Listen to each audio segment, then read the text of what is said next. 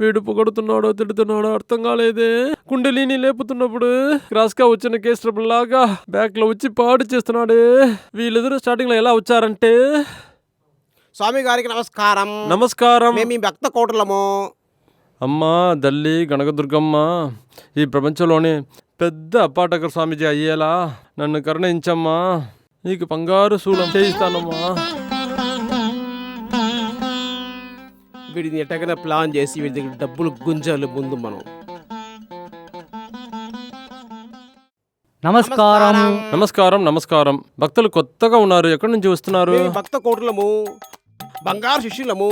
చాలా సంతోషం. పదాన్ని ఒక రోజైనా మా లాడ్జికి, మా ఇంటర్నేషనల్ రాజుకి, 5 స్టార్ లాడ్జికి, 5 స్టార్ హోటల్కి స్వామివారి పాదం మోపితే మాకు మా లాడ్జికి దీక్ష జరుగుతుంది. లాడ్జికి దీక్షనా? అవును స్వామీజీ. ఏంటి బీపీ ఊదుతున్నారు? ఏం వరం కావాలి భక్త? మా లాడ్జిలో కక్కుస్కి తలుపు లేదు, కడగడానికి డబ్బా లేదు, క్లీన్ చేయడానికి బ్లీచింగ్ పౌడర్ లేదు, అమ్మాయిలతో వచ్చి మంచి అందువల్ల గల్లా పొట్ల డబ్బులే లేవండి. అవును స్వామి. అక్కడిగా వచ్చిన వాడు కట్టలుగా డబ్బులు ఇస్తాడని చూస్తే ఒక దారం తీసుకొని సచ్చిన కుక్కలాగా ఊరేసుకొని వేలాడుతున్నాడండి.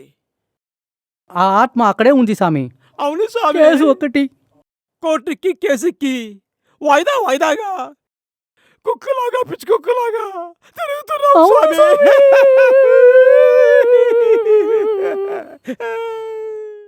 మీరు మాత్రం వచ్చారంటే అవును స్వామి వచ్చారని లాడ్జ్ డెవలప్ చేసి మేమంతా ఎక్కడికో పోతాము స్వామి.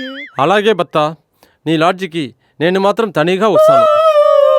మీరు తనిగా రాకూడదు స్వామి. ఏంటి ఇది? మీరు తనిగానే రాకూడదు. మీ శిష్యురాలతో, ముఖ్యంగా రంభా ఊరసి మేనకతో మా లాడ్జికి ఊరేగింపు వస్తే, మా లాడ్జిలో పాదం మోపితే మా లాడ్జి ఎక్కడో పోతుంది స్వామి. ఏంటి వీళ్ళు రంభా ఊరుసి మేనక అడుగుతున్నారే? ఆలోచించకండి. పునీతం అవుతుంది, పునీతం అవుతుంది. ఒకే ఒక రోజు మీ పాదం లాడ్జిలో మోపితే లాడ్జి స్వర్గం అవుతుంది స్వామి. నా పాదం మోపితే మా లాడ్జి టాపులోకి పోతుంది, మేము ఎక్కడో పోతాము, మీరు మమ్మల్ని పెట్టి ఎక్కడికో పోతారు స్వామి. పునీతం అవుతుంది, పునీతం. అమ్మవారు నా ప్రార్థనకి కరుణించారేమో. దయాలంతే వెళ్ళిపోతాయి. లాడ్జికి వచ్చి కటాక్షం ఇవ్వమంటున్నారు ఏంటి? ఆలస్యం. నా శిష్యులతో సబరివార సమేతంగా మీ లాడ్జిలో నా దివ్య పాదాన్ని అక్కడ మోపుతాను. మీకు అక్కడ అద్భుతాన్ని చూపిస్తాను. మీ లాడ్జి ఎక్కడికో. ధన్యవాదాలు స్వామి. సంతోషమా? ఈ ఒక్క మాట సాలసామి. అంతే మీ కృపా స్వామి. కరుణ. దేవుడే మన లాడ్జికి వచ్చాడు కదా, స్వామీజీకి చేసేదాన్ని కూడా మంచిగా భద్రంగా చేస్తాంలే. మేము మీ బానిస స్వామి. అలా వచ్చారు. అప్పుడు పట్టుకున్న ఏళ్ళంటి శని ఎప్పుడు వదులుతుందో ఏమో. అయ్యా మా ఓనరు బంగారప్ప, బాబు, బేబీ, డార్లింగ్, బుజ్జి కన్నా, చట్టుపిట్ట, పట్టుపిట్ట, చిన్నారి, పొన్నారి, ముత్యాలు, నేను ధ్యానంలో ఉంటాక నన్ను ఎంతకు డిస్టర్బ్ చేస్తున్నారు. ఇల్లీగల్ కాంటాక్ట్ వల్ల నా బ్యాంక్ అకౌంట్ ఫ్రీజ్ చేశారు బంగారు. చెరుకా బెల్లం పెట్టంటే పెట్టదు. ఈ వీడియో ఎక్కడ వేయాలో అక్కడ వేస్తాను. స్వామి, మీకంతా 1 కోటి రూపాయలు ఈసీ ఇచ్చి పడేయాల్సిందేనా? అరే ఇస్తానని చెప్పాను రా. అంతు లోపల ఈ పనికి మాలిన వెదవులు వీడియో లీక్ చేశారా. ఇప్పుడు ఇది నా పరిస్థితి. ఇదేరా జరిగింది. వీడియో అప్లోడ్ చేశారా, వీడియో అప్లోడ్ చేశారు. సరే సామి, ఊరిగా పని పాట లేకుండా కూర్చోకుండా రా సామి. సాయంత్రం అయిపోయిందే, జైలు వచ్చిననుకో గొంతులు నెక్కుతారు. నేను ఎక్కడో ఉంటాలిరా. ఇంకా కొంచెం కాలం పోనీ మళ్ళీ టాప్కి వస్తాను. టాప్ టక్క స్వామివారి ఫాలోవర్స్ కి ఒక ముఖ్యమైన వార్త. తన మీద మోయబడ్డ నేరాలన్నీ ఆధారాలతో సహా నిరూపించబడలేదు. ఆ వీడియోలన్నీ మాఫింగ్ చేయబడింది కాబట్టి తనని విడుదల చేస్తున్నారు.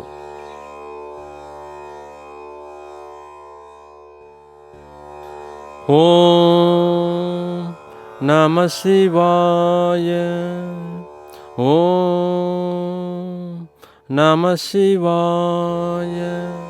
ఏమంటి, నేను ఒక మాట చెప్పనా? అలా నేనేం తప్పు చేశానండి.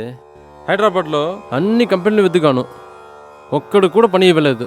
భిక్ష అనే తప్ప నాకు వేరే మార్గమే లేదు. సరే పోతే పోన్లే అని. అలాగే నేను నా జీవితంలో ఒక స్టెప్ కిందకి దిగి శివపుత్రుడిగా మారాను. అర్థం కాలేదా? బిర్లా మంత్రం తక్కరే భిక్షం ఎత్తేను. ఒక మూల కూర్చొని భిక్షాటన చేశాను. 3 వేళలు ఎవరు ఇచ్చింది తిని ముక్కలకు అడిగి తిన్నాను. సిక్కి విడిచి చెప్పాలంటే బిర్యానీ బదులు చత్తిగూడు దాగినాను.